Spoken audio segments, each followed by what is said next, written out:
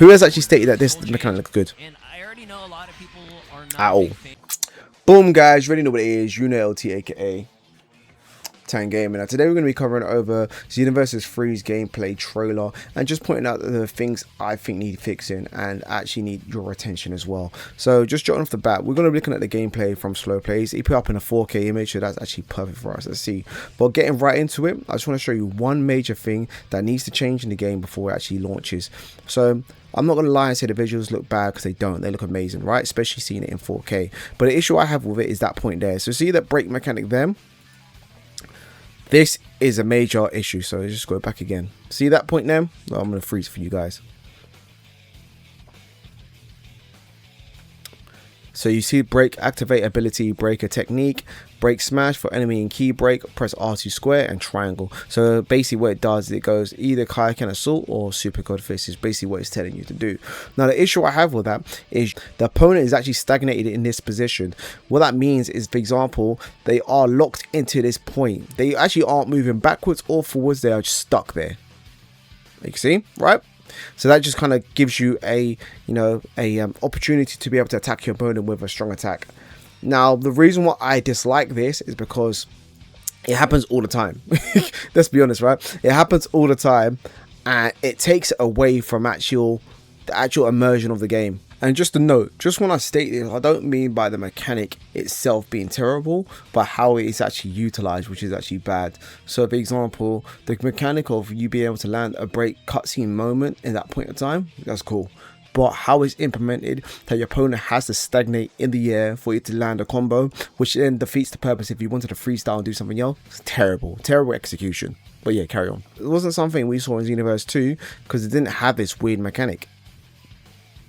Like, we didn't need this break mechanic. This doesn't make the game feel any better, or like no one I've seen who's watched this gameplay and thought, oh my god, break mechanic looks amazing. It doesn't. It looks stupid. Like, you know what I mean? Who has actually stated that this mechanic looks good? At all. Like, if you just notice, either when you get hit back or your opponent gets hit back with a strong attack, it goes to this break thing. Like, even here, this isn't a good change. You know, so when people are saying, oh, the combat looks better, it doesn't, because this here, let alone, destroys the whole actual combat. Like, even when it comes down to certain combos you're trying to do, they are already what's the right word to say, orchestrated already. So you know what I mean, you're orchestrated in your break attacks. So in other words, they're basically saying that, if you were incapable of doing combos before, you now have the opportunity to do so with our new break attack technique, which is dumb. It just takes it away from the freedom of the actual game. Like, again, I'm not saying the whole game looks bad. It's that they've just made bad choices going forward. And it's one of those things where I wish they actually learned from what the player actually wanted, like what the players actually wanted, rather than taking on their own agenda and thinking, yeah, cool, we're going to do this because we want to make it easier for the players. Because the combat system they had for Xenoverse 2 was pretty much its own thing. It was perfect in that sense, you know what I mean? Like, no one really complained.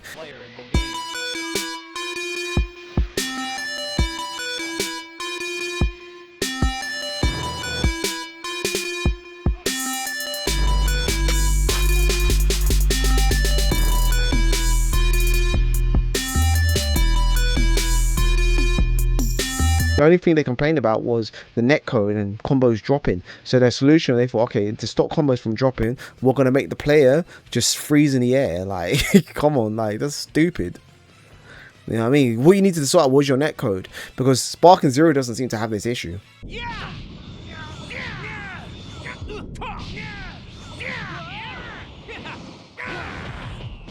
You know, like Spark and Zero, I'm not even going to say that its netcode is great, because sometimes you're versing against players and you can't even super counter once, but you can still hit your opponent for most of the time when you're hitting them with a knockback. That's not the issue in Spark and Zero. Spark and Zero knows how to orchestrate their attacks way more better when it comes down to, like, you learning how to combo your attacks and things like that, or even catching, like, just the momentum itself. The tracking isn't as great, I'll be honest with you, but Xenoverse has had this issue for ages. And honestly, I'm not going to hit on the whole game, because I think there are additional parts in the game that makes it quite interesting. For example, versing Brody, and he feels more like a raid boss. It seems pretty interesting, right? Well, I'm not a fan of super armor, so I hope he doesn't have super armor all the way through. I'm not too sure if he did or not, I can't remember. But the fact how like we have AoE attacks now and they kind of attack everyone on the map is pretty interesting. And the fact that we kind of get to use sort of AoE attacks ourselves make us feel a bit more stronger than obviously we did in the previous game. So that's a plus.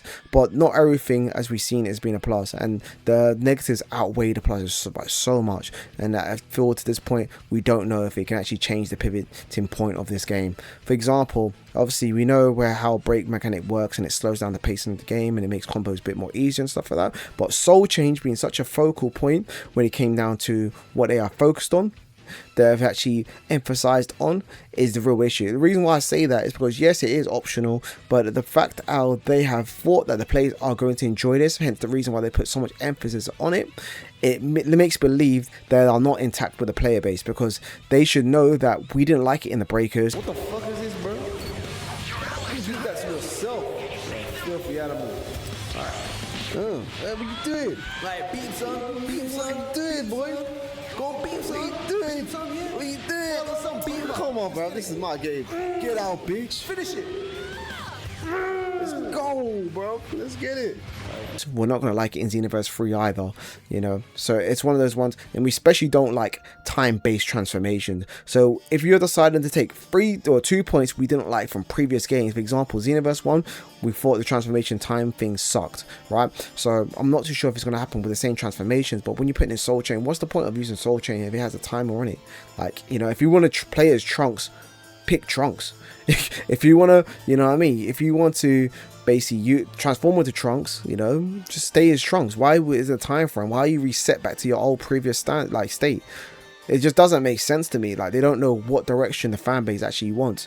Now, we'd rather prefer having seen Ultra Ego, Ultra Instinct, you know, as a transformation, rather than just feeding us Soul Change. No one cares about Soul Change, and that's just my issue what I have with the game. Like, you know, I feel like fair enough, if you didn't want to make cast characters playable, at least make them like in terms of maybe like raid bosses or things like that we go against and stuff like that, and we can learn all their moves and we can kind of create our character look exactly like the cast characters, and that's cool. But if you're going to make us say, oh yeah, cool, you can transform to cast characters, what's the point? Just make us choose the cast characters and let us stay permanent with them if that's the case, you know. So it's wrong directions from dimps. I feel that this is going to be the downfall of this game because they're not intact with what we actually want. For example, if you look at their track record, right, we had they had Battle Coliseum into Xenoverse 2, right? No one cared about Battle Coliseum. That's cool. That's great. That's stuff like that. And then they added what's that new other mode? Sign Battles. Can't remember the name. No one cared about that as well. And then they added the Breakers. From when the Breakers was added, no one cared about that game either. You know, we added the whole dragon change. They added the whole just you're human and you're weak and you're running around for survival. No one cared about that. They didn't stick around for long. Then after that, they added another thing, which was the whole what was it called? Dating sim.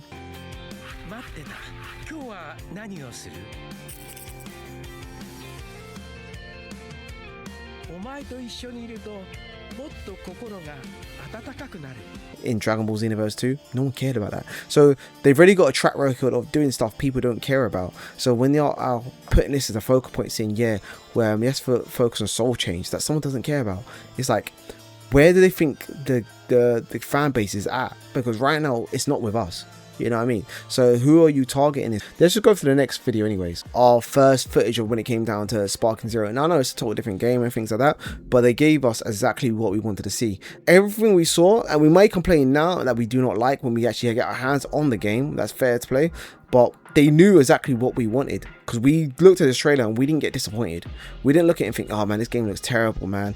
Like, oh, this is going to be bad. We just looked at it and thought, oh, the camera needs sorting. Like, we thought it would be jankiness, you know. But other than that, we saw like the mechanics of it. We saw the explosion, the particle effects, the clothes being damaged and things like that. We saw beam struggles. We saw super counters. We saw revenge counters. We was all good for it. We was all game. We was like, yeah, this looks amazing, man. Like, look at Vegeta's clothes when we saw it the first time. It was like, oh, crazy. Battle damage is a real thing. You see Goku get battle damage. Like, this is great. The particle effects from the explosions, how they power up. There was so much things. Like, they even environmental damage that came to the stage. You can fly through rocks.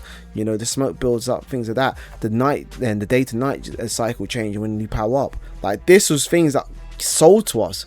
We looked and thought, this looks crazy, this is amazing, it looks way better than TANKdGAMER, just the camera needs sorting out, and it was a bit janky. That's all we really thought. Was like, alright, cool, if you can sort out the jankiness, and basically, you know what I mean, if you can sort out the jankiness and make the game feel a bit more smoother, we're happy with it, you know.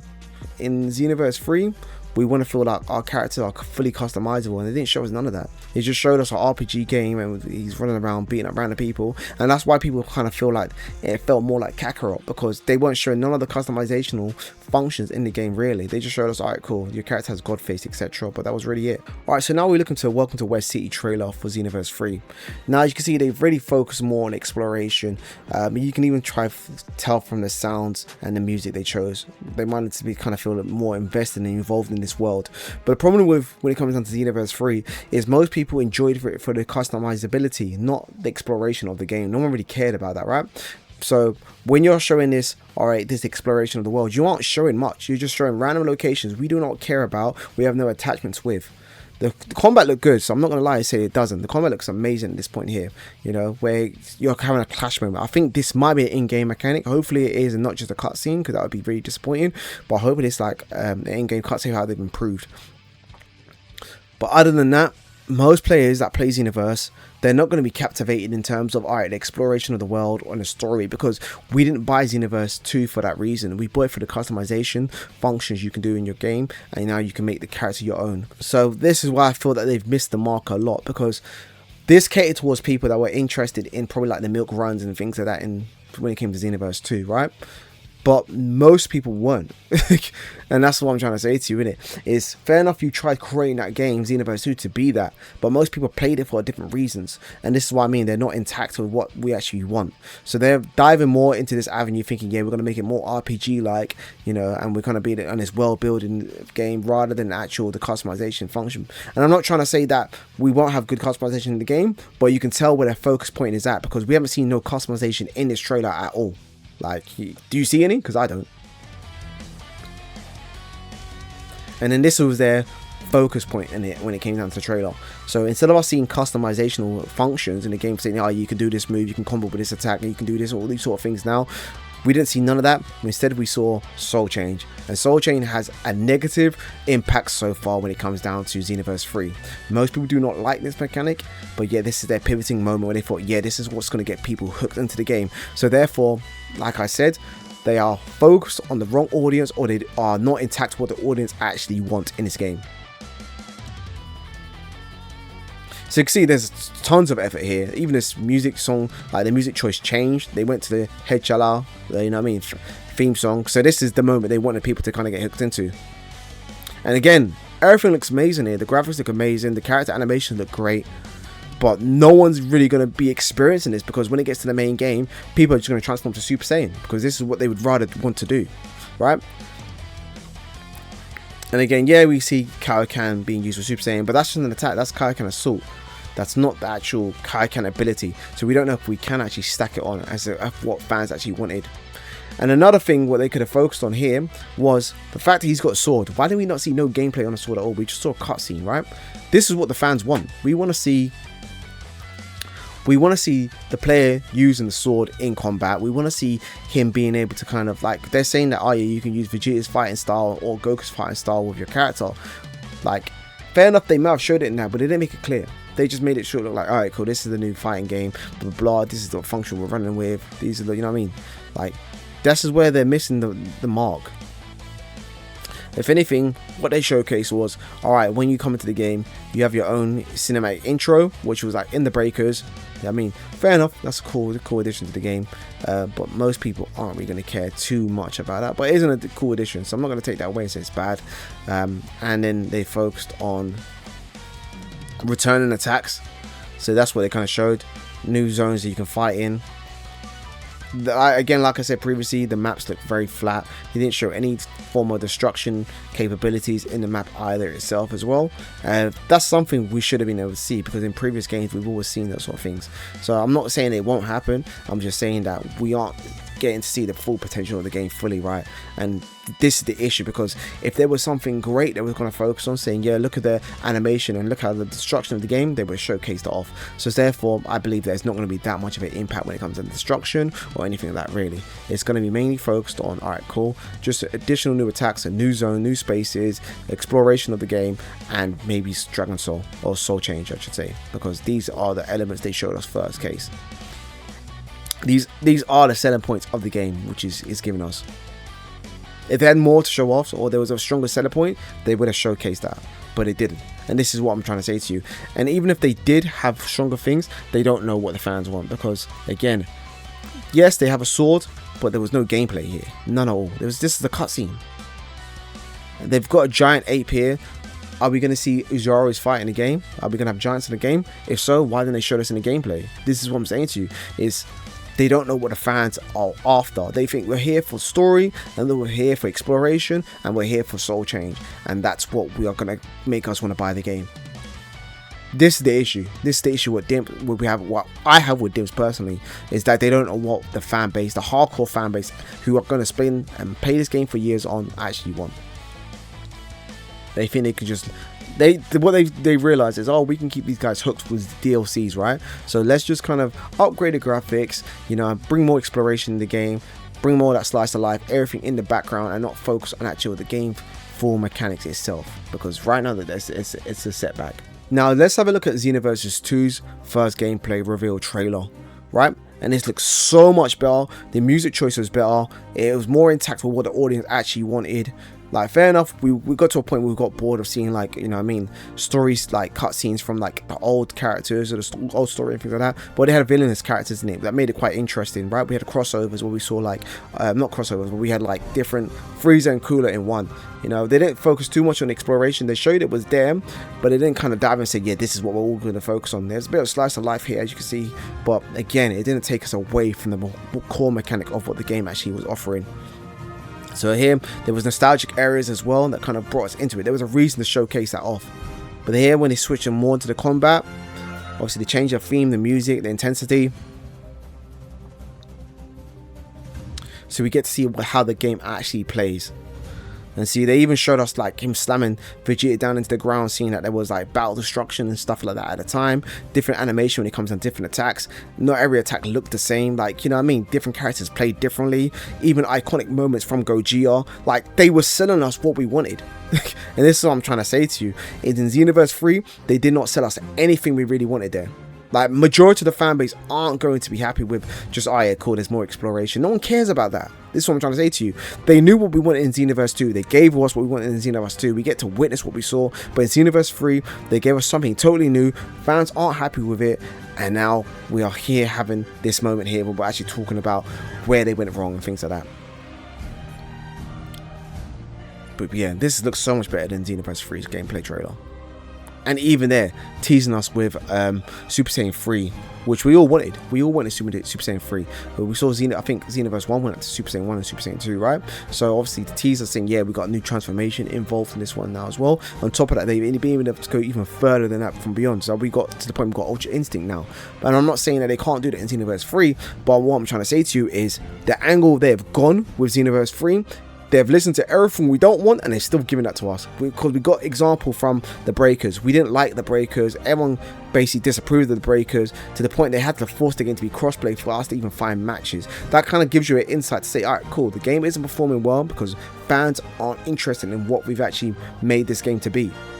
Fans don't want to play as a super powered warrior by collecting Dragon Balls. We really don't. Let's be honest, we didn't want to. We just had no choice. If we wanted to play the game and actually beat the Raider, we'd have to kind of transform into Goku, Vegeta, or whoever really to actually have a final start and fighting chance. Like, we weren't fans of that.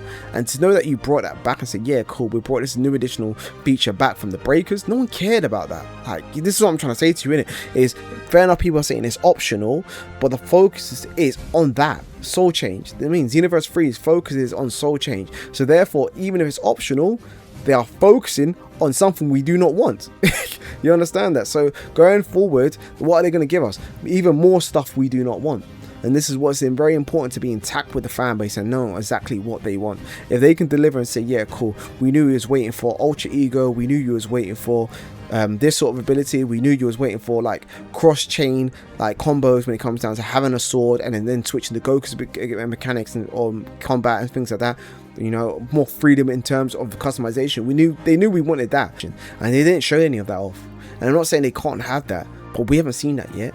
So if we can't see that yet, our first opinion is going to be like, what the hell is this, man? Like, where are you going with Xenoverse 3? What game are you trying to make? This game looks like an RPG game, you know, one of them linear anime games where you just run around the map, you fight all the weak bosses until you get to the very end, the boss scene. And that's what it looks like to us. It doesn't look unique at all. It just looks like Xenoverse 2 skin, and they've made a linear anime game where you run around fighting all the bosses and things like that. And then you might have your few goofy moments where you can add like your emotes or, you know, certain things like that. But yeah, but then feed us things like the break mechanic that breaks the game.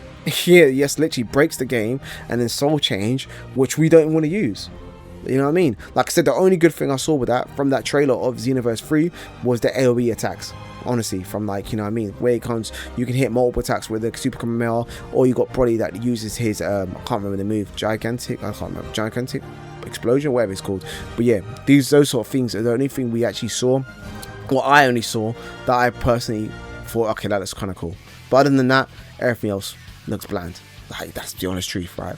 It didn't look that much different from Xenoverse 2 when it comes down to the enhanced version. It didn't at all. And I'm not saying that's a bad thing, but if you're going to kind of sell us something, which is what we already have, sell us something with interest over that as well, right? Sell us something that we can be like, oh, this looks really cool, this looks really interesting.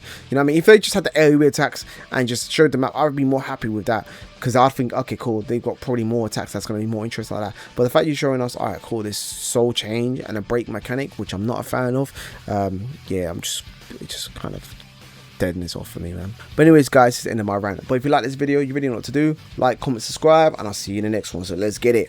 Bow! We out.